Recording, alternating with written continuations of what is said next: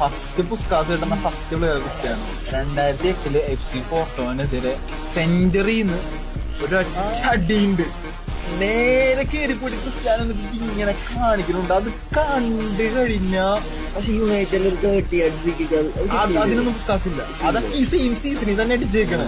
ആ സീസണിൽ തന്നെ പിന്നെ ഡേവിഡ് ജെയിംസിന്റെ ഫ്രീ കിക്കായിരിക്കും നീ പറയണ. നിങ്ങളോട്ട് നേരെ ഇങ്ങനെ പോയി കയറണം. പുസ്കാസ് കിട്ടിയത് ഹാഫ് ലൈനിൽ നിന്ന് ചാമ്പ്യൻസ് ലീഗ് ആ മാച്ചിൽ പോർട്ടോനെതിരെ.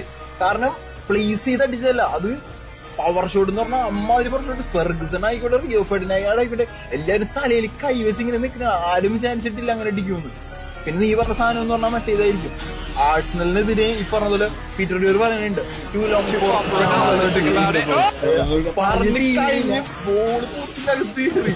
അപ്പൊ എല്ലാവരും ഇങ്ങനെ ആഴ്സണലൊക്കെ ഇങ്ങനെ നോക്കി നിൽക്കണേണ്.